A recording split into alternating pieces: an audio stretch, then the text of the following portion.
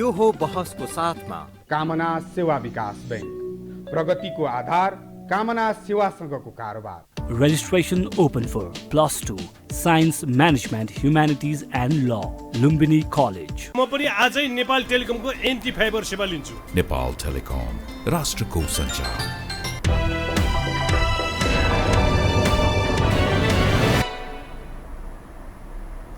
नमस्कार, यो बसमा म यहाँहरूलाई हार्दिक स्वागत गर्दछु। जीवराम भण्डारी। आज यहाँहरू सामुन्ने उपस्थित हुनुहुन्छ प्राध्यापक डाक्टर सुरेन्द्र केसी, राजनीतिक विश्लेषक हुनुहुन्छ। अलि स्वतन्त्र ढङ्गले हेर्ने त्यो हैसियत पनि राख्नुहुन्छ, अर्थात् त्यो ल्याकत राखेर उहाँ विषयलाई उठान गर्ने प्रयत्न गर्नुहुन्छ। म आज प्राध्यापक केसीसँग समसामयिक विषयलाई उठान गर्ने प्रयत्न गर्नेछु। मूलतः स्थानीय तहको निर्वाचन र आगामी हुने प्रदेश र संसदीय निर्वाचन नेपाली जनले गर्ने, सर्वसाधारणले गर्न सक्ने आश, विश्लेषणात्मक र सूचनामूलक ढङ्गले विषयलाई म उठान गर्नेछु। सर्वप्रथम म उहाँलाई स्वागत गर्छु। डाक्टर साहब, स्वागत छ। डाक्टर साहब, धन्यवाद। अब म सिधै कहाँ प्रवेश गरेँ भने वैशाख 30 एकदम सन्निकट छ स्थानीय तहको निर्वाचन। अलिक विचित्रको दृश्य देखिएको छ। नेपाली काङ्ग्रेस र अलिकति बढी क्रान्तिकारी हौँ हामी चाहिँ, एमाले जस्तो होइनौँ, आमूल परिवर्तनकामी हौँ र यो सारा परिवर्तन हामीले ल्याएको नेपालको परिवर्तन भन्ने दाबी गर्ने प्रचण्डजी, अनि ओलीबाट अलग हुनुभएका माधव कुमार नेपालजी, मोहन विक्रम सिंह र अर्को उपेन्द्र बाबुराम, यो बीच चुनावी तालमेलमा स्थानीय तहको निर्वाचन हुँदैछ। अलिक विचित्रको दृश्य के देखिन्छ भने कतिपय ठाउँमा काङ्ग्रेस र एमाले बीच पनि तालमेल भएको देखिन्छ स्थानीय तहमा, कतिपय ठाउँमा अलिक अलग अलग दृश्यहरू देखिया छ। यो खालको चुनावलाई मूलतः के प्राप्तिका लागि, के प्रयोजनका लागि राजनीतिक दलहरू, ठुला ठानिएका जो निर्णायक हैसियत राख्दछन्, उनीहरू यो चुनावमा होमिएका छन्, यसलाई कसरी बुझ्नुपर्छ डाक्टर साहब? म यहीबाट सुरु गरेँ, कृपया। अब त्यो त प्राप्ति त पद प्राप्ति हो, चुनाव जित्ने कुरा हो।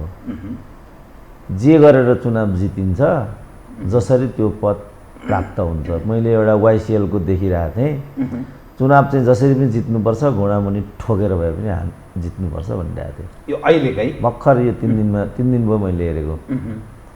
माओवादीको कुनै एउटा सम्पर्क मञ्चको भेला थियो, त्यो त्यसमा चाहिँ वाइसिएललाई सम्बोधन गरेर ऊ के भन्दै थियो भने चुनाव हामीले जसरी पनि जित्नुपर्छ, त्यसको लागि घुँडामुनि ठोके पनि हुन्छ। अनि जो लोकतन्त्र भन्ने शब्द चयन हुन्छ नि, अर्थात् अलिक बृहत रूपमा भन्दा यो प्रजातान्त्रिक सिस्टम भन्छ, यो के अर्थ हो? अर्थ छैन त्यो। तपाईँ देखिहाल्नुभयो, एउटालाई भर्खर 6 महिने मन्त्री बनायो होइन, सांसद पनि छैन, राजनीति पनि होइन, केही पनि होइन नि त। यो जुन स्थानीय तहको निर्वाचन छ नि, यसबाट नेपाली जनले गर्ने केही आशाहरू केही छ? के आश गर्ने? अब त्यो त 5 महिनाको समयावधि मूल्याङ्कन गरौँ, के पाइयो। पहिला के भन्थ्यो भने लामो समयसम्म स्थानीयको निर्वाचन भइरहेको थिएन, चाहन्छौँ 20 वर्षदेखि। अनि त्यति बेला दलहरूले के भन्थे भने स्थानीय प्रतिनिधि नहुनु नै समस्याको जड हो भन्थे। डेभलपमेन्टदेखि लिएर सबै कुराको जड चाहिँ स्थानीय तहको निर्वाचन नहुनु भन्थे। अब तपाईँ हामी काठमाडौँमै बसिरहेछौँ, त्यो भन्न थालेदेखि 5 वर्ष गुजारेपछि अहिलेकै काठमाडौँको अवस्था तपाईँ हेर्नुहोस्, फोहोर हेर्नुहोस्, पानी हेर्नुहोस्, अव्यवस्था हेर्नुहोस्, मेलम्चीको नाममा भएको सहरको विद्रुपीकरण हेर्नुहोस्, त्यहाँ काहीँ पनि स्थानीयको झझल्को तपाईँ पाउनुहुन्न नि। त डाक्टर साहबलाई के लाग्छ, नेपाली जन सचेत छन्, अलिकति बुझ्ने भए पहिलेको तुलनामा के स्थितिमा छ त नेपाली जनको अवस्था? अब जागरण त अलिअलि आएको छ, तर महत्त्वपूर्ण कुरा त्यो जागरणलाई कसरी सार्थक बनाउने भन्ने हो। त्यो दिशातर्फ चाहिँ नेपालीहरूको प्रस्ताव। अब तपाईँ भन्नु न, अहिलेको जुन यो पदको लागि लडाइँ गर्ने जुन कुकुर झगडा हो नेपालीहरूको, त्यो झगडा अहिले अब अन्तर्राष्ट्रियकरण भएर एनआरएनको तहसम्ममा पनि पुगेको छ र 3टा अध्यक्षको परिकल्पना गरेको पाइन्छ। पार्टी भागभन्डा अब के हो यिनीहरूको यो अब अब उहाँ शेष गले अर्को चाहिँ एनआरएन बनाउन उद्धत भइरहेछन् अरे। जुन यो स्वास्नीवादी चिन्तन छ नि यहाँ, उनले पनि आफ्नो स्वास्नीलाई नबनाइ नहुनेबाट यो लफडा सुरु भएको छ। स्वास्नीवादी चिन्तन भनेपछि नेपाली भन्ने तत्त्वको त म त कहीँ पनि परिवर्तनको कुनै पनि सङ्केत देख्दिनँ। त तपाईँको नजरमा नि यथास्थितिको विकल्प पनि त्यस्तो देखिँदैन। अब मैले यसो हेर्दा विकल्प के त भन्दा यथास्थितिको विकल्प पनि खास त्यस्तो खुट्टिएको पनि देखिँदैन। यसको अर्थ यथास्थितिमा पनि यसरी चाहिँ चल्दैन है, मुलुक चलाउनु हुँदैन भन्ने तपाईँको निष्कर्ष रह्यो होइन? नचलाए राम्रो, तर हामीले चलाउनु हुँदैन भन्दै पनि नचल्ने त होइन क्या र। तर यदि नेपाल र नेपालीले आफ्नो कल्याण चाहेको हो भने सोचाइ, आचरण र नेतृत्व बदल्नुपर्छ, कुनै विकल्प छैन। नबदल्ने हो भने हामी ओह्रालो लाग्छौँ। म काठमाडौँ महानगरपालिकाको निर्वाचनका उम्मेदवारहरूको बारेमा अलिकति विषय उठान गरेँ।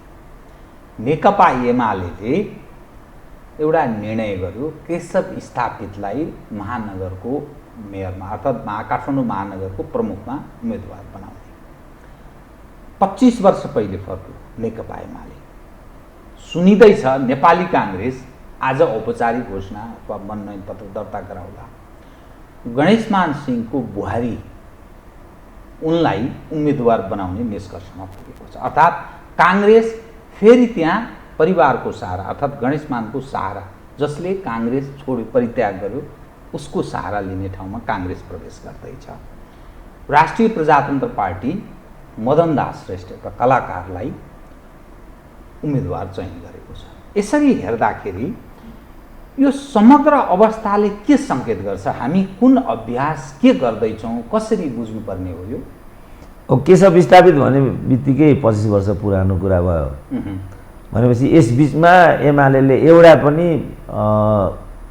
उपयुक्त र एउटा आधुनिक चिन्तन अथवा आफूले निर्माण गरेको नेतृत्वपट्टि छैन भन्ने देखियो।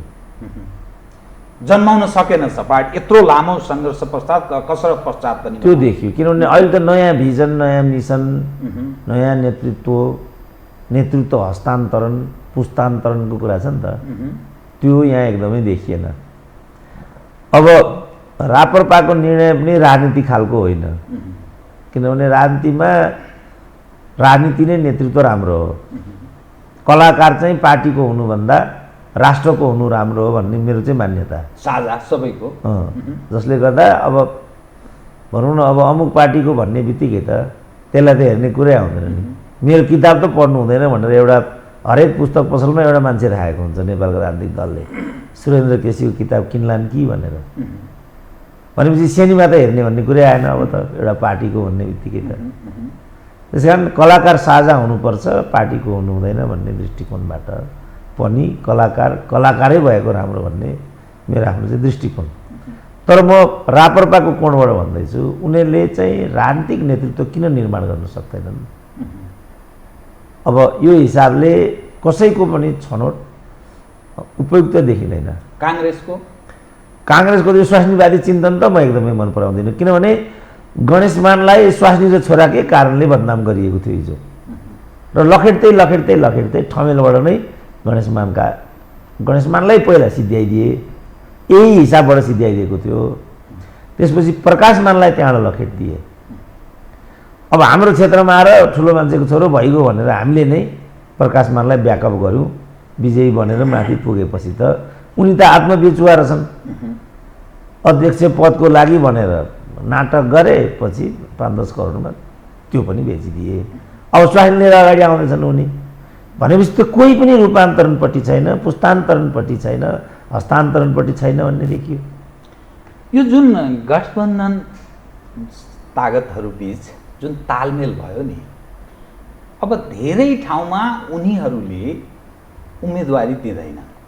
उनीहरूको राजनीतिक भविष्य चाहिँ के हुन्छ त्यो अरू खाले, जस्तै माधव कुमार नेपालजीको अथवा प्रचण्डजीको काठमाडौँमै भन्नुहोस्, अथवा अरू पार्टी मोहन विक्रम सिंहको केही ठाउँहरूमा, या उपेन्द्र बाबुरामहरूको, यिनीहरूको राजनीतिक भविष्य के हुन्छ? तालमेल भनेपछि त एउटा पक्षलाई सहयोग गर्ने हो, आफ्नो उम्मेदवारै नदिने कुरा हुन्छ होइन। उनीहरूको त यो मिलीभगतबाट चल्छ, जनता असान्दर्भिक हुन्छ, त्यो औपचारिकता मात्रै हुन्छ र कार्यकर्ता लडाउने कुरा मात्रै हुन्छ। उनीहरू त कहिले पनि हार्दैनन्, कहिले पनि उनीहरू उपेक्षित हुँदैनन्। अब माधव नेपाल 2 ठाउँमा हारेका थिए, प्रधानमन्त्री भए।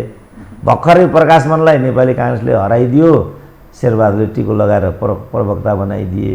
भने यो त तलको कमजोर होइन, जसको कोही हुँदैन, तँलाई मैले टिकट दिइहालेँ नि, त्यसपछि हारिस्, अब के गरौँ त भनेर पन्छाउनको लागि मात्रै यो प्रपञ्च हुन्छ।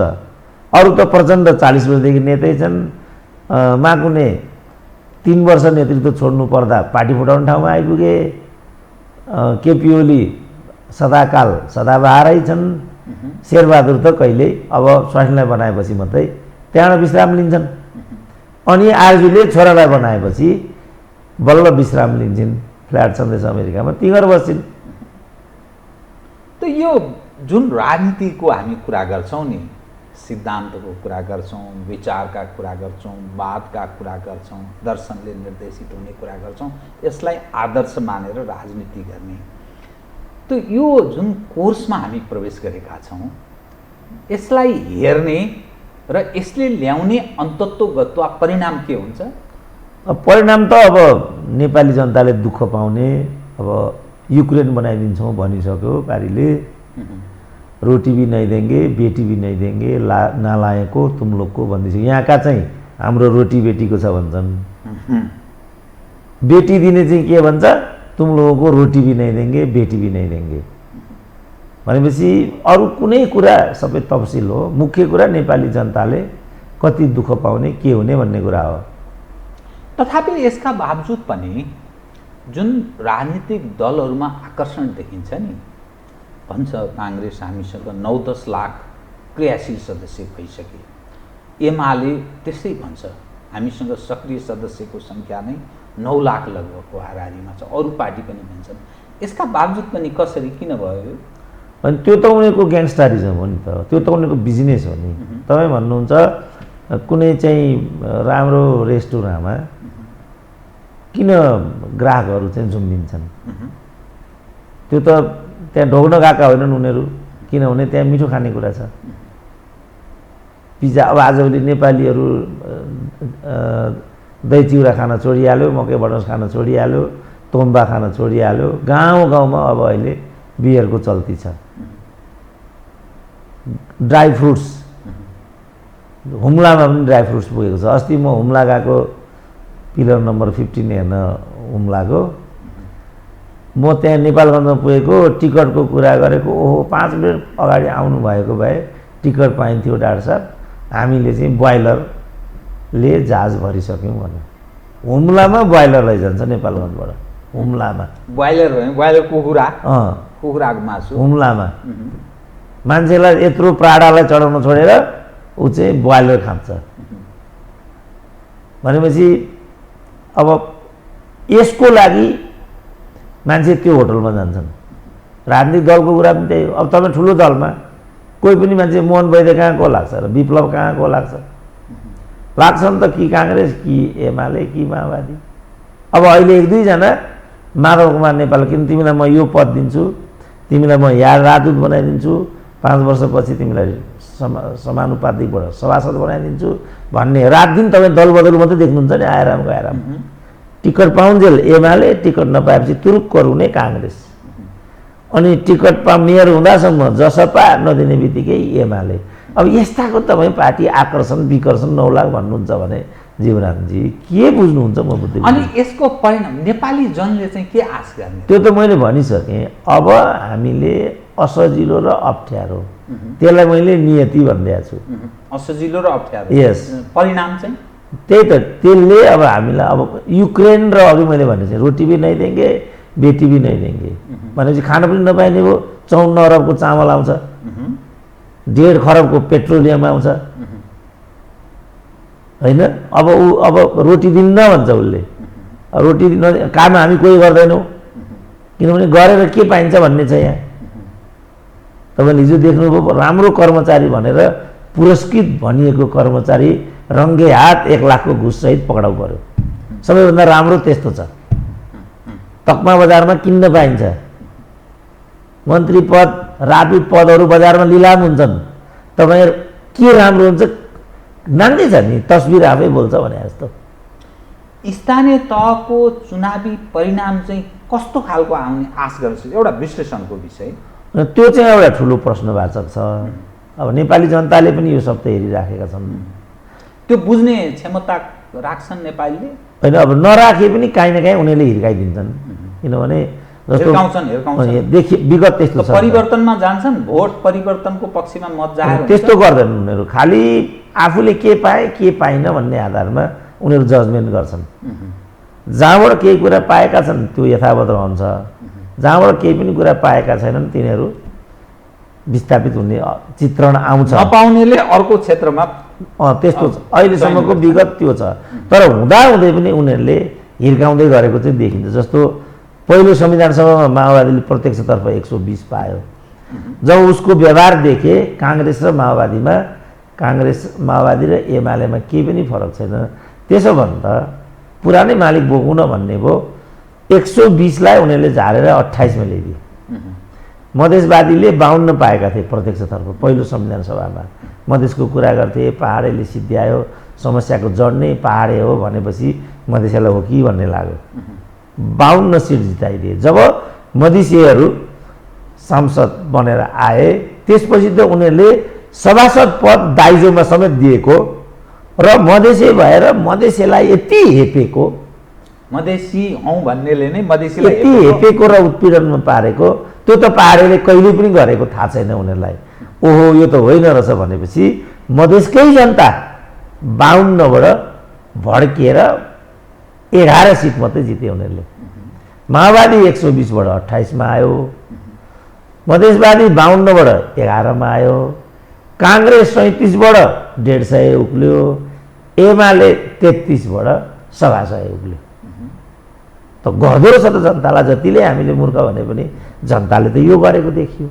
अब योचोटि के गर्छन् त, प्रश्न यही हो। त यसको अर्थ के, मधेस केन्द्रित हौँ भन्ने पक्षको चाहिँ अब यो समाप्तिको दिशातर्फ उन्मुख छन्, अर्थात् मधेसमा चाहिँ विकल्प खोज्छन् मानिसले। त्यो त खोजिरहेछन्। सीके राउत भनेको त्यही विकल्प हो, होइन? अब धमाधम एमालेतर्फ नै, अर्कोतर्फ नै मधेसका नेताहरू चाहिँ फर्केर आइरहेको तपाईँ देखि नै रहनु भएको छ। हृदय त्रिपाठी सबभन्दा कडा एमाले विरोधी, ती मन्त्री हुनुभयो, उसैको सूर्यबाट चुनाव जित्नुभयो। अब महन्त ठाकुरलाई हामी प्रधानमन्त्री बनाउने पट्टि थियौँ, किन पालो मधेस योग्य भनेर होइन, पालो मधेसको हो भनेर। किनभने यिनीहरू के भन्थे, छेत्री बाहुनले खाए पहाडेले खाए।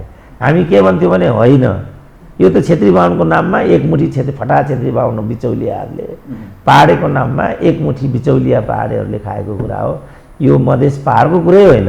तिमीहरूलाई त्यस्तो लाग्छ भने हामी महन्त ठाकुरलाई प्रधानमन्त्री बनाउँछौँ भनेर डाक्टर सुन्दरमणि, म, इभन प्रचण्डले पनि किन ओलीको चक्कर काट्नुहुन्छ, तपाईँ प्रधानमन्त्री नै हुनुहोस् न। तर सबभन्दा ठुलो एमाले विरोधी, ओली विरोधी महन्त ठाकुर फेरि झोला बोक्नुहुन्छ केपी ओलीको। त चरित्र आएन नि त मधेसीको पनि। के चाहन्छ त यो मधेसी भन्ने चाहिँ, उसको गन्तव्य के, उसको लक्ष्य के हो? पद दिएन भन्छ, पद दिँदा पनि पद पनि खाँदैन। फेरि एमालेको विरोध गर्छ, एमालेकै सूर्य चिन्हमा चुनाव जित्छ भने त सबै दोग्लो चरित्र देखियो नि त नेपालीहरूको त। यसको चाहिँ दुष्परिणाम घातक हुन्छ भन्ने मेरो अहिलेको इम्प्रेसन छ। यहाँ अहिले कस्तो देखियो, अलिकति यो विषयलाई अलिकति विषयान्तर र प्लस पनि गर्छु। कम्युनिस्ट हौँ भन्ने जुन पक्ष छन्, पार्टी हो, हामी कम्युनिस्ट विचारबाट निर्देशित छौँ भनेर भन्छन्। नेपाली काङ्ग्रेस, पुष्पकमल दाहालजीले नेतृत्व गरेको नेकपा माओवादी केन्द्र, माधव कुमार नेपालजीले नेतृत्व गरेको नेकपा एकीकृत समाजवादी, मोहन विक्रम सिंह, योसँगको एकता र मधेसलाई फेरि अलग राखेर हेरौँ, यो गठबन्धन अनि यसको त्यो परिणाम र यसले ल्याउने निष्कर्षबारे अलिकति डाक्टर साहबको कुरा सुनाउँ त। कम्युनिस्टहरूको भविष्यसँग जोडेर हेर्दा अब कम्युनिस्टको बाट थाल्दा नेपालमा कम्युनिस्ट छैनन्, पढे लेखेका टाठाबाठा पथखोर वाममार्गीहरू अवसरवादी बौद्धिकहरू हुन् भन्ने मेरो पिएचडीको 52 सालको निष्कर्ष। अब अहिले तपाईँ देखिरहनु भएको छ, पुष्पलालले काङ्ग्रेससँग सहकार्य गरेको होइन, गर्नुपर्छ। पञ्चायतको विरुद्ध लड्नको लागि एक्लै हुँदैन, हामी मिलेर लड्नुपर्छ, संयुक्त आन्दोलन आजको आवश्यकता हो भन्ने प्रस्ताव मात्रै कमिटीमा राख्दा काङ्ग्रेसको पुच्छर र संशोधनवादी भन्दै गद्दार पुष्पलालले लेखे मोहन विक्रमले। अब अघि हामीले केशव विस्थापितको कुरा गऱ्यौँ, तिनै मोहन विक्रम आज काङ्ग्रेससँगको गठबन्धनमा छन्। मोहन विक्रम यो हो। अब माओवादी र शेरबहादुरको बिचमा कत्रो कटाक्ष छ। झोलामा प्रचण्डको टाउको लिएर आउनु, बोरामा 50 लाख लिएर जानु, यो भन्थे शेरबहादुर। अब उनीहरूकै बिचमा फेरि अर्को गठबन्धन छ। एमाले जन्माउने माधव कुमार नेपाल आजको प्रमुख दुश्मन नै एमाले हो भन्नुहुन्छ। यो प्रतिगमन हो, यसलाई नसिद्ध्याइकन नेपालको कुनै राजनीति हुँदैन भन्नुहुन्छ। अब अझै बोल्नु पर्यो मैले यिनको बारेमा। राजनीति के भयो हामी कहाँ? यो राजनीति त व्यवसाय भयो। अघि मैले भने नि कुनै एउटा केएफसी रेस्टुरेन्ट जस्तै हो राजनीति भनेको, जहाँ मिठो तन्दुरी पाइन्छ, मिठो ड्राई फ्रुट्सहरू पाइन्छन्, खानेकुरा पाइन्छ, लाइन लागेर त्यो सबैलाई अवसर छ। अब त्यो त हुनेहरूको ऊ त्यहाँ न्यु रोडमा छ अरे एउटा के छ भने यो कोल्ड ड्रिङ्क्स लस्सी लाइनमा लागेर खान्छन् अरे मान्छे त्यहाँ लाइनमा लागेर, किनभने त्यो आकर्षण चाहिँ त्यो लस्सीको हो। राजनीति आज त्यस्तैको। तपाईँ अरू कुनै भनौँ मैले 37 वर्ष युनिभर्सिटी पढाएँ, रिटायर हुँदा मेरो ब्यालेन्स कति रहेछ भनेर सोध्न जाँदाखेरि टोटल 7 लाख। छोरीको बिहा थियो, अर्को 7 लाख जोडेर बिहा गरेँ, म फुटपाथमा आएँ, सिद्धियो। अब हिजो फोर्ब्सको एउटा रिपोर्ट भनेर मैले एउटा सोसियल मिडियामा पढिरहेको थिएँ, नेपालका 10 अति धनी मान्छेको सूचीमा प्रचण्डको पनि नाम छ। कहाँ आयो त त्यो निगरानी गर्ने संयन्त्र हामी कहाँ यो? अनि सारा जो हामी लोकतन्त्र भन्छौँ, सारा उपलब्धि भन्छौँ, यी चिज कतै त्यो भन्यो भने त राष्ट्रपतिको गभर्नरको कुन हालत भयो तपाईँ देख्नु भएन? चोलेन्द्र शमशेरको कुन हालत छ देख्नुहुन्न तपाईँ? अब एउटा सांसदै नभएको लटवाला लगेर, त्यो पनि कानुन मन्त्री, फेरि कस्तो कानुन मन्त्री? सांसद नभएको व्यक्ति मन्त्री हुनु गैर कानुनी हुन्छ भनेर हालेको मुद्दा सर्वोच्चमा विचाराधीन छ। त्यो मुद्दा हाल्ने हुने त्यही सर्वोच्चको चिफ भएर उनी त्यहाँ गए।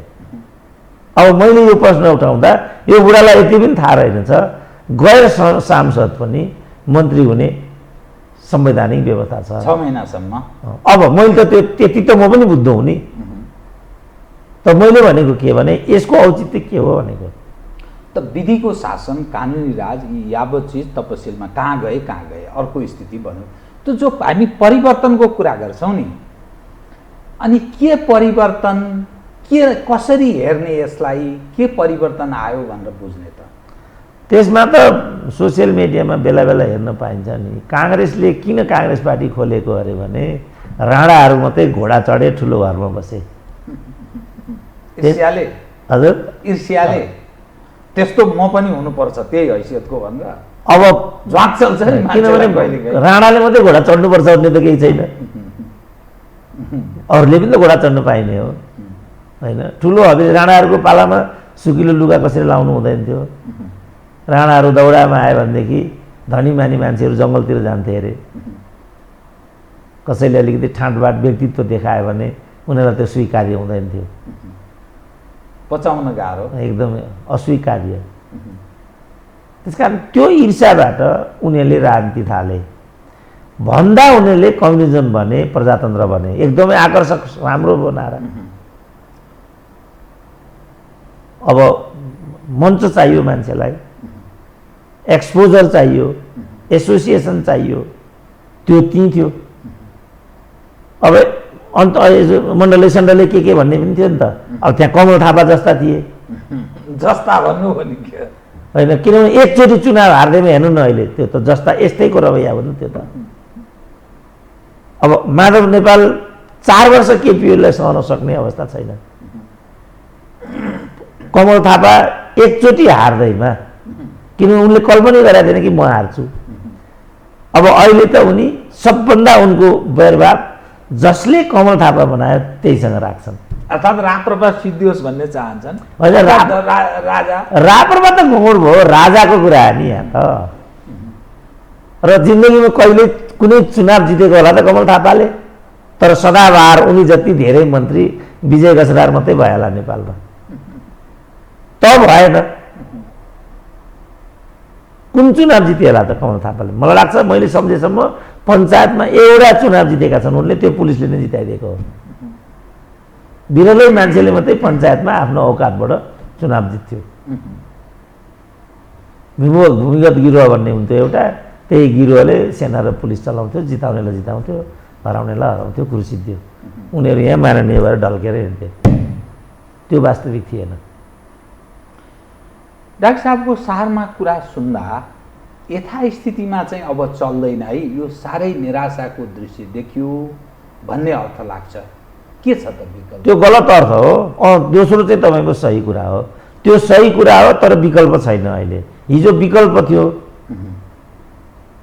अब त्यसकारण राजनीतिक दलहरू र विदेशी शक्तिहरू कुन निष्कर्षमा आयो भने नेपाललाई विकल्पहीन अवस्थामा पुर्याइदिउँ र आफ्नो उल्लु चाहिँ साधौँ। त विकल्प नहुनु भनेको त खतरनाक अवस्था भएन? त्यसले अर्को एउटा ठुलो समस्या सिर्जना गर्छ। त्यसैले मैले अघि भनिहालेँ, नेपाली जनताहरूले अझ दुःख पाउने स्थिति अगाडि छ। यता तारे भिर छ, उता गोमन आ गरेर बसिरहेछ। यता कालीदह छ जहाँ गोही बसिरहेछ, यता तारे भिर छ जहाँ पछाडि टाउदुलो पिठो हुन्छ। नेपाली जनता आज तीन छन्।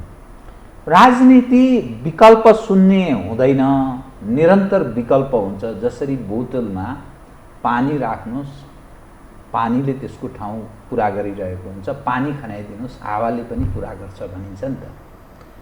अब त्यो भनिन्छ, तर राजनीतिलाई चाहिँ पानीसँग हावासँग तुलना गर्यो भने त्यसको सही निष्कर्ष आउँदैन। राजनीतिको विवेचना चाहिँ राजनीतिक आधारमा नै गर्नुपर्छ। के छ त राजनीतिक रूपमा? त्यसरी हेर्दाखेरि विकल्प भनेको अराजकता मात्रै देखिन्छ। अराजकता त्यो मात्रै देखिन्छ यहाँ चाहिँ। किनभने अयोग्यताले जहिले पनि अनास्था जन्माउँछ, अनास्था जहिले पनि अराजकतामा जान्छ र अराजकता आतङ्कमा बदलिन्छ। त्यस्तो हुन्छ दुष्चक्र राजनीतिको। अब तपाईँ यहाँ कसैले कसैलाई मान्दैन गए नेपाली राजनीतिमा भएका मध्येको लठुवालाई लगेर प्रधानमन्त्री बनाइन्छ, परराष्ट्र मन्त्री बनाइन्छ, अर्थमन्त्री बनाइन्छ। अब एउटा बिचौलियालाई, दलाललाई, यस्तैलाई राजदूत बनाइन्छ। यो त एकदमै गलत गन्तव्य हो नि हाम्रो। यो अहिले यो जुन अर्थमन्त्री अब प्रधानमन्त्री पनि जोडिन सक्छन् त्यसमा, र गभर्नर बिचको तनाव र सर्वोच्चको पछिल्लो निर्णय, यसलाई कसरी हेर्ने? सर्वोच्चले चाहिँ मलाई खेल गरे जस्तो लाग्छ।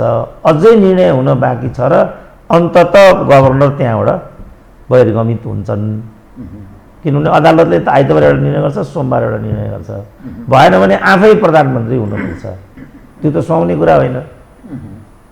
शक्ति पृथककरण सिद्धान्तले नै त्यो कुरा पर्मिट गर्दैन।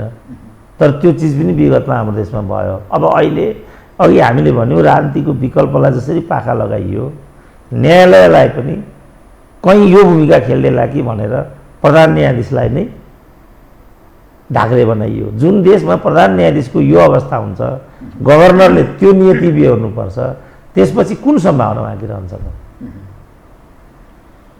डाक्टर साहब, म यो अलिक फरक ढङ्गले विषयलाई उठाएँ। जस्तो काङ्ग्रेस असफल भयो एक समय, परिणामत नेपालमा कम्युनिस्ट हौँ भन्नेहरूको वर्चस्व बढ्दै गयो।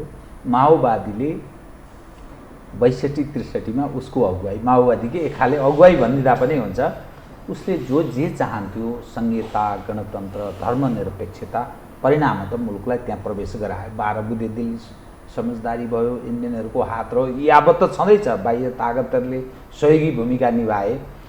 तर जब यो परिवर्तन हुँदै गयो र मानिसले स्थायी सरकार एउटा विकल्प खोजे, परिणामत नेपालमा कम्युनिस्टहरूलाई एउटा ठुलो ताकतको रूपमा स्थापित गराइदिए। देखिँदा हिजो काङ्ग्रेस असफल भयो, कम्युनिस्टलाई दिए। अब कम्युनिस्ट असफल भए भने फेरि काङ्ग्रेसलाई त्यो मत दिने सम्भावना छैन? होइन अब काङ्ग्रेसलाई दिनुहुन्थ्यो नि, तर शेरबहादुरले कम्युनिस्टलाई हाल भन्छन्, कम्युनिस्टलाई दिनुहुन्थ्यो नि फेरि काङ्ग्रेसलाई हाल भन्छन्। त्यसकारण विश्व प्रकाश शर्माले अत्यन्तै लज्जास्पद एउटा टिप्पणी गरेका छन्। त्यो एकदमै कङ्क्रिट छ। त्यो के भने नेपालका कम्युनिस्टहरूको सन्दर्भमा किन त्यहाँ भोट हाल्छौ, डाइरेक्ट हामीलाई हालेन, तिनीहरूले लगेर यहीँ चढाउने हो आखिरी। अब यहाँ को काङ्ग्रेस को कम्युनिस्ट, यी त राजनीतिक सौदागरहरू हुन्, सौदाबाजहरू हुन्। यहाँ के काङ्ग्रेस कम्युनिस्ट भन्ने चिजै छैन नेपालमा। खालि राजनीतिक एउटा व्यवसायीहरू राजनीतिको दोकान खोलेर काङ्ग्रेस कम्युनिस्टको नाममा चलाइरहेका छन्। जसरी विनोद चौधरी चाउचाउ बेच्छन्, त्यसरी शेरबहादुर प्रचण्डहरू राजनीति बेच्छन्। हाम्रो भनाइ चाहिँ के भने राजनीतिमाथि व्यवसाय गर्न पाइँदैन, देशमाथि खेलवाड गर्न पाइँदैन, हाम्रो भनाइ यो हो। तर ग्राहकले नसुनिदिँदासम्म त केही उपाय लाग्दैन।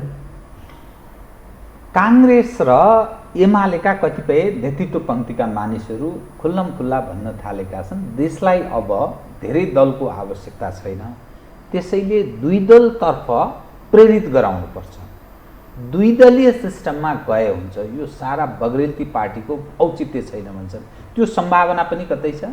अनि त्यो सम्भावना तपाईँ उत्तरै दियो भने त छैन सम्भावना, त्यस्तो छैन, त्यस्तो हुँदैन। किनभने एउटा मात्रै पसल चलोस्, विनोद चौधरी मात्रै होस्, राजेन्द्र खेतान नहोस्, गोल्साहरू सकिउन् भन्ने कुराले त युक्रेन जन्मिन्छ, फेरि चाइना अमेरिका द्वन्द्व हुन्छ, ताइवान खतरामा पर्छ, त्यस्तो भन्न सकिन्छ जस्तो लाग्दैन मलाई।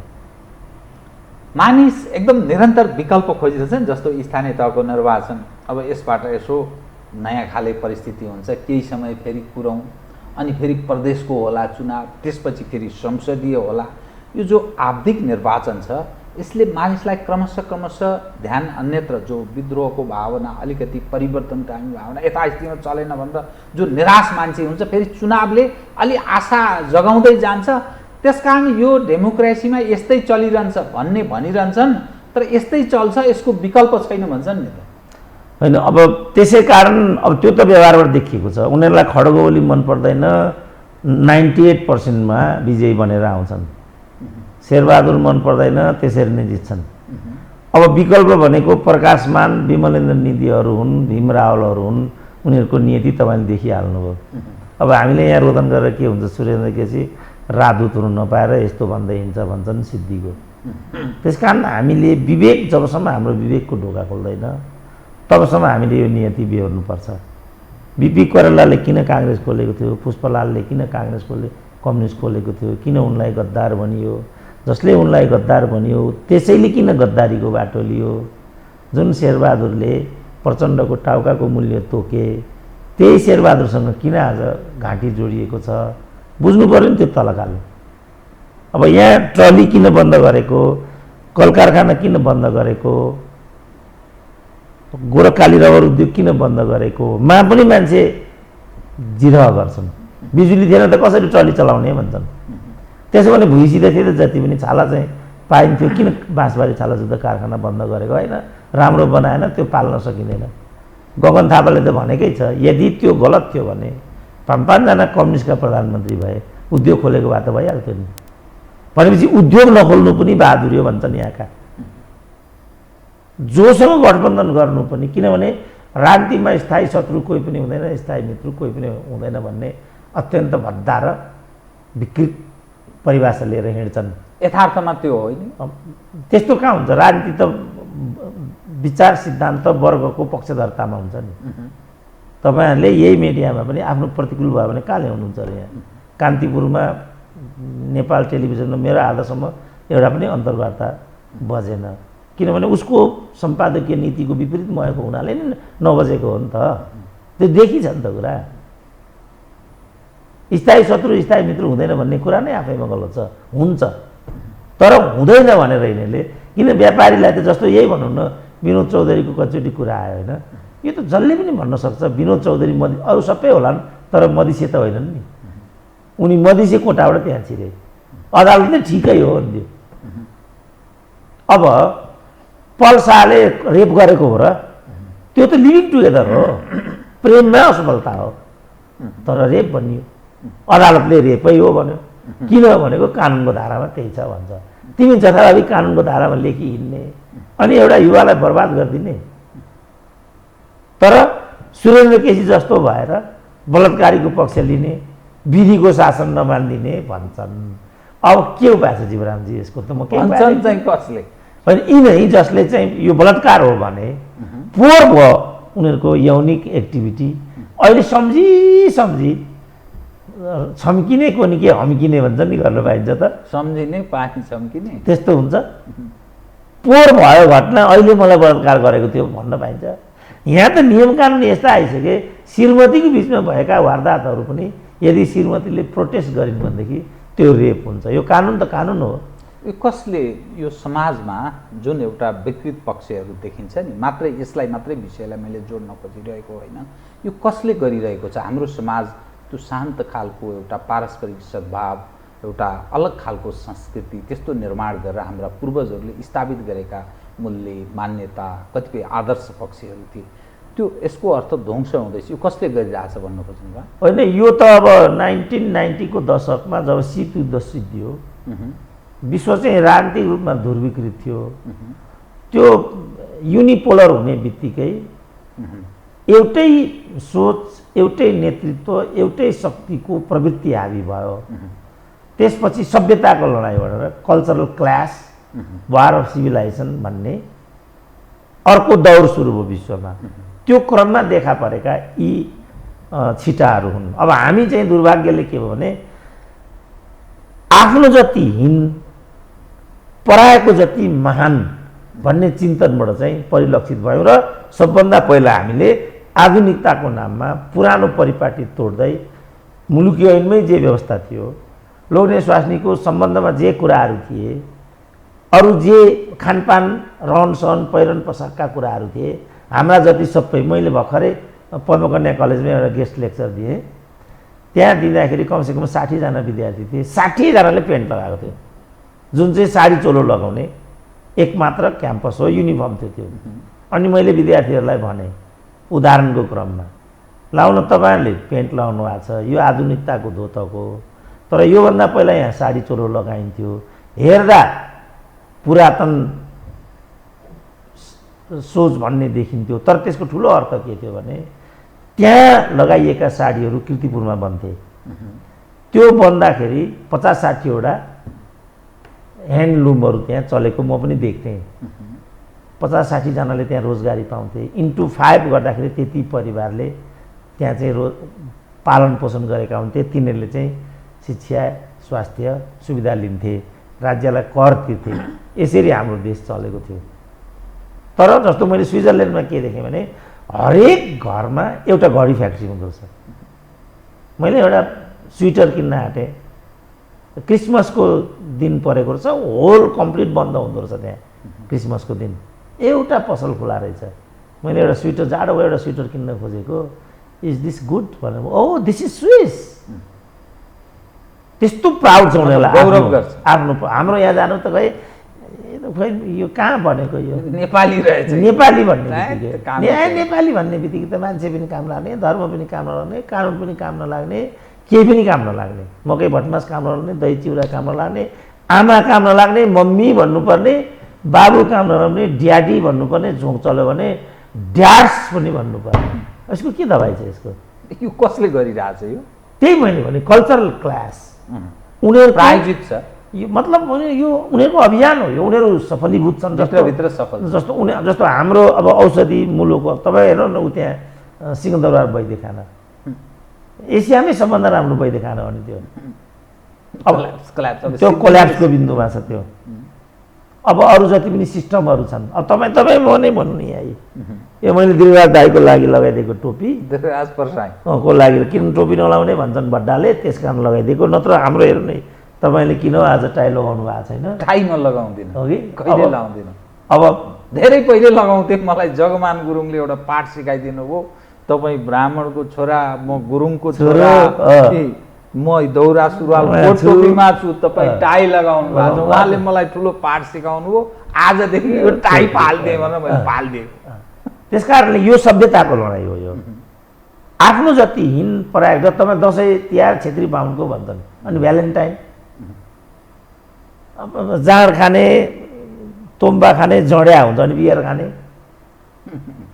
आप करे तो रासलीला, मैं करूँ तो वेश्यावृत्ति। तपाईँ त रासलीला सोल्टीमा बसेर जेसुकै गर्नुहोस्, कानुन लाग्दैन। तर कुनै अर्काले, जस्तो भनौँ नेताका छोराले, छोरीले, नेतैले पनि बहुविवाह गर्यो भने कानुन लाग्छ त? म्यानेज हुन्छ त्यो, त्यो त म्यानेज भइहाल्छ। अब यो कहाँबाट आएको हो त? यसको स्रोत के हो त? यस्तो किन हुन्छ त?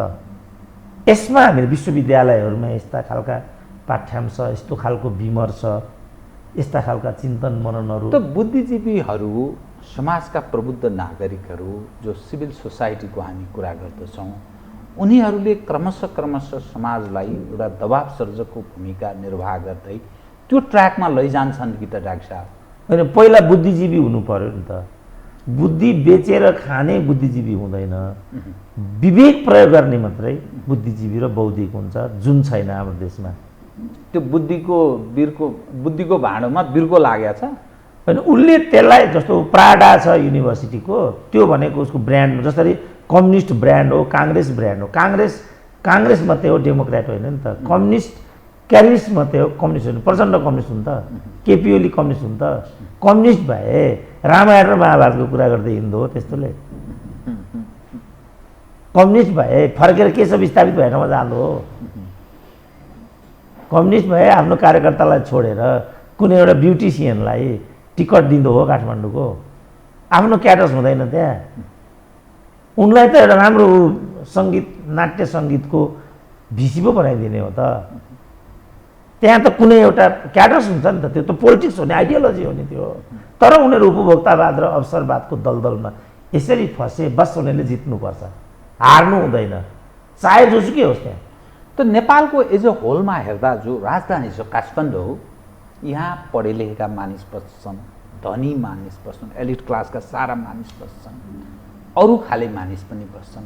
समग्रमा भन्दा सबभन्दा बौद्धिक मानिस यहाँ बस्छन् जो भनिन्छ नि।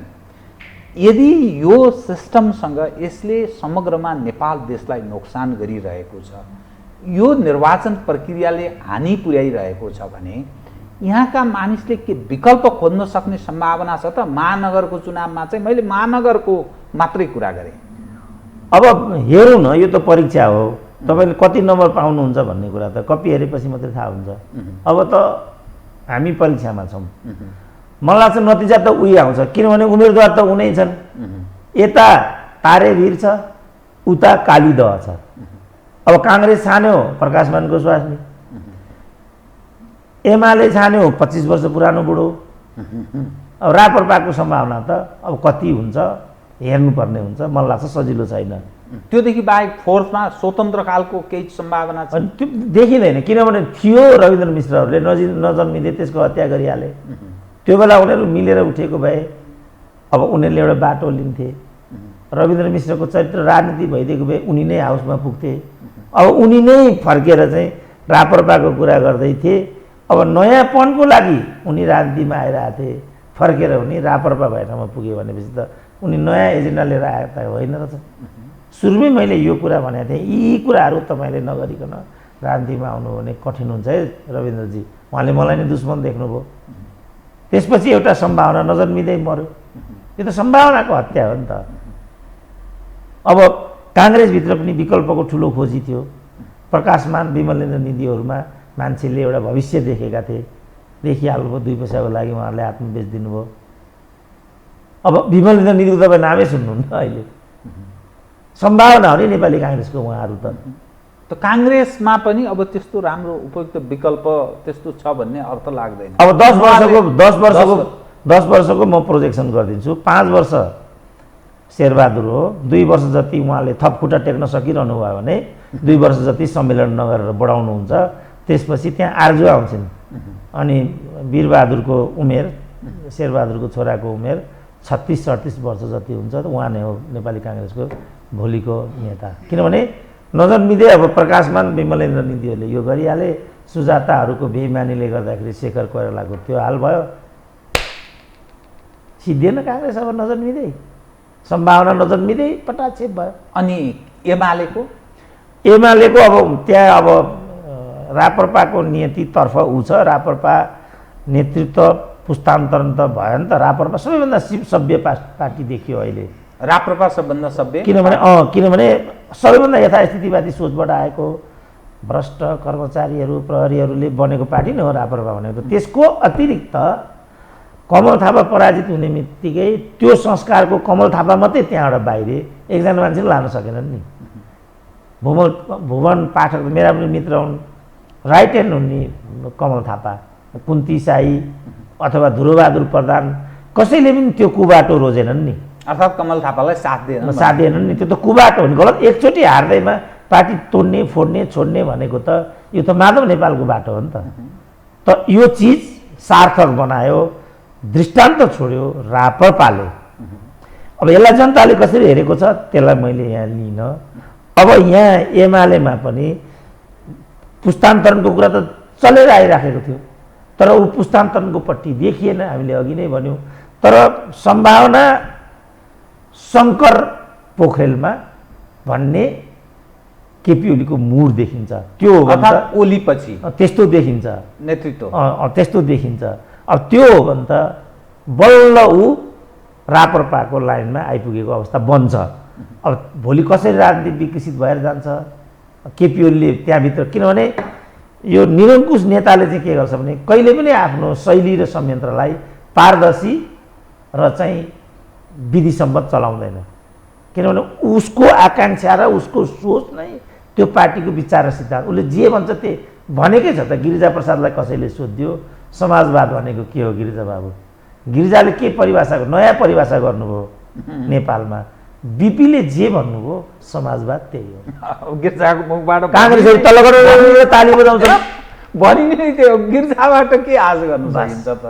अब काङ्ग्रेसले ताली बजाए बस यो नै नेपाली राजनीतिको समस्या हो। अघि मैले भने नि मोहन विक्रमले जुन कारणले गद्दार पुष्पलाल लेख्नुभयो, अहिले किन गद्दार मोहन विक्रम नलेख्ने भनेको मैले कथा त त्यही हो नि त।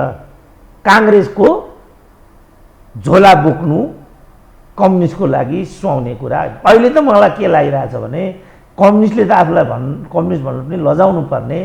जब विश्व प्रकाशले त्यो भने तिमीहरूले के कम्युनिस्टलाई भोट हाल्छौ, यहाँ ल्याएर चढाइहाल्छन्। अब सूर्यबाट विजयी भएर रुखमा लगेर बिछ्याउनु भनेको त मरेको दिन हो नि, ताली पिट्छ।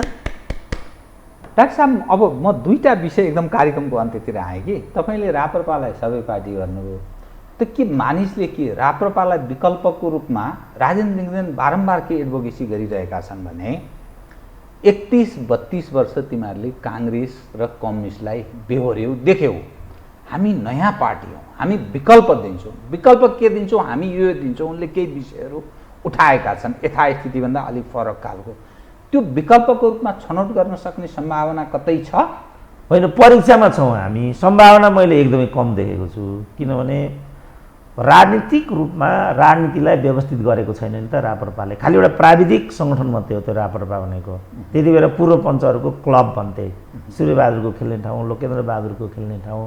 कमल थापाले त आफूलाई नाङ्गो रूपमा विश्वदीप रूप नै देखाइहाले। उनीहरूले राजनीतिमा लगानी गरेनन्, उनीहरूले राजनीतिलाई आइडियोलोजिकल विषय बनाएनन्। होइन, यस्तै खालका बिचौलियाहरू फटा बेइमानहरूलाई भेला गर्ने। जस्तो भन्नु अहिले चाहिँ सुरेन्द्र भण्डारी पनि राप्रपामा आउने हो कि, हाम्रो बालकृष्ण न्यौपाने पनि आउने हो कि, केशरबहादुर विष्ट पनि आउने हो कि भन्ने एउटा कुरा त्यहाँ चलिरहेको थियो। राजेन्द्र लिङ्गदेनको नजरमा त हाम्रो ज्ञानेन्द्र शाही 1 नम्बरमा परे भनेपछि त अघि मैले नाम लिएका मान्छेहरू त एसेट हुन् नि नेपाली राजनीतिका, खास गरी राप्रपाको राजनीतिका लागि। किनभने एउटा अचम्मको क्यारेक्टर रहेछ केशर विष्टको। उनले आजसम्म राजनीतिको नाममा 1 रुपियाँ पनि पारिश्रमिक लिएका रहेनछन्, जुन कमरेड प्रचण्ड जस्तो टाइगर नेताबाट सम्भव भएन। जाबो 10,000 रुपियाँ त जसले पनि नलिन सकिन्छ नि त।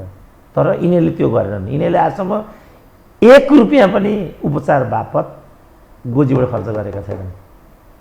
केशर विष्टको त्यो अन्तर्वार्ता सुन्दाखेरि म स्तब्ध भएँ। मैले त लेक्चरर हुँदा पनि तलब लिएको छैन, किन त्यो समाजसेवा हो भनेको छन्। व्यवसाय गरेँ, पैसा लिए। तपाईँ खोज्नुहोस् यो हो कि होइन। उहाँले भन्नुभएको छ च्यालेन्जर साहब, उहाँले मन्त्री हुँदा राष्ट्र पञ्चायतमा हुँदा 1 रुपियाँ पनि तलब लिएको छैन भन्नुहुन्छ। केशरबहादुर विष्ट जस्तो मान्छेले ढाँट्ने सम्भावनै छैन, सायद त्यो होला। त्यो त यो अनौठो होइन त यो भनेपछि यहाँ कोही कम्युनिस्ट कोही काङ्ग्रेस छँदै छैनन् यहाँ तिनीहरू ब्रान्ड मात्रै हो त्यो ट्रेडमार्क मात्रै हो म डाक्टर साहबसँग दुई विषय देशभरि यसो मानिसले हेर्दा यो देशमा प्रतिस्पर्धा को बीच छ भन्दा काङ्ग्रेस र कम्युनिस्ट बीचमा हुन्छ भनेर मानिस भन्छन्। झापाको कचन कवल भन्ने एउटा गाउँ छ जसलाई नेपालको सबैभन्दा होचो स्थान भनेर बुझिन्छ, त्यसरी चिन्छ होचो स्थान। त्यहाँ राप्रपाले विगतमा चुनाव जितेको, यसपटक काङ्ग्रेस र एमाले बीच त्यहाँ गठबन्धन हुँदैछ, तालमेल हुँदैछ राप्रपाका विरुद्ध। यो चाहिँ के हो? गएको हप्ता म कचन कवलको पिलर नम्बर 119 भ्रमण गर्न गएको थिएँ। म नेपालभरिका पिलरहरू सीमागत अध्ययन अवलोकनको ट्रेनमा छु होइन। हुम्ला गएँ, सिन्धुपाल्चोक गएँ, पछिल्लो पटक म तपाईँले भन्नुभएको त्यो ठाउँमा गएको थिएँ र पिलर नम्बर 119 हेरेको थिएँ मैले। त्यो हेर्दाखेरि मैले चितवनको जस्तो डेभलपमेन्ट कचन केवलमा देखाएको थिएँ। त्यसपछि यिनीहरूलाई के लाग्यो होला भनेदेखि फेरि यहाँ राजेन्द्रले तम्बु गाड्यो भने त अझ नङ्ग्याउने भयो, काठमाडौँ जस्तै बनाउनुपर्छ त्यसलाई पनि भनेर यिनीहरू एक ठाउँमा उभिएका होलान् सायद। नेपालमा सबैभन्दा कुरूप ठाउँ भनेको अहिले काठमाडौँ भयो। यो जति फोहोरी, यो जति अव्यवस्थित, यहाँका जस्ता भ्रष्ट जनप्रतिनिधिहरू सायद मलाई लाग्छ अन्त छैनन् होला। अब यो त उनीहरूको लागि त झापा त ठुलो चुनौती भयो। त्यसकारण अब जगैबाट चाहिँ राजेन्द्र लिङ्गदेनलाई उभिन नदिउँ भनेर सायद आत्तिएर त्यसो गरेको होला काङ्ग्रेस एमाले। मैले सुने भरतपुरमा त एमाले र राप्रपाको गठबन्धन छ। अलि मासतिर यो गठबन्धनवादी र राप्रपाको बिचमा गठबन्धन छ। यसको निष्कर्ष चाहिँ के हो भने गठबन्धन भनेको सैद्धान्तिक आधारमा हुनुपर्छ, मुद्दागत आधारमा हुनुपर्छ। यो चाहिँ स्वार्थमा आधारित, पद प्रतिष्ठामा आधारित गठबन्धन भएको हुनाले यो गठबन्धनको कुनै भाग्य, भविष्य र कुनै दिशा हुँदैन। अब हेरौँ, अघि मैले भने परीक्षामा म बसेँ भने कति नम्बर पाउने होला भन्ने कुरा त मेरो हातमा छैन।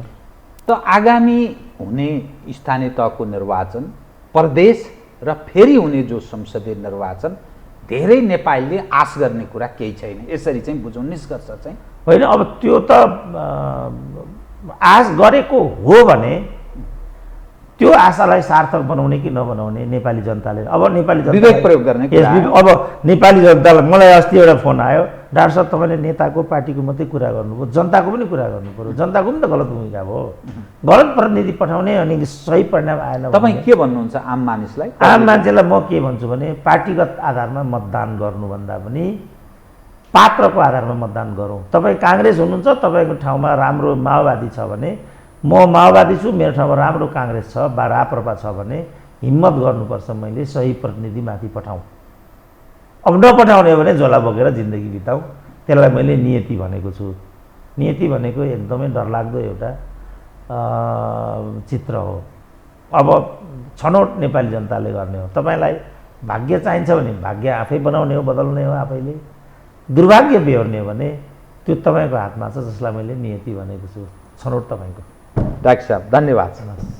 आदरणीय दर्शकवृन्द, उहाँ हुनुहुन्थ्यो प्राध्यापक डाक्टर सुरेन्द्र केसी, राजनीतिक विश्लेषक। समसामयिक विषयलाई केन्द्रमा राखेर गरिएको कुराकानी। म सहित मेरो सम्पूर्ण युनिटलाई कार्यक्रमबाट बिदा दिनुहोस् र यो हो टेलिभिजन हेर्दै रहनुहोला। नमस्कार।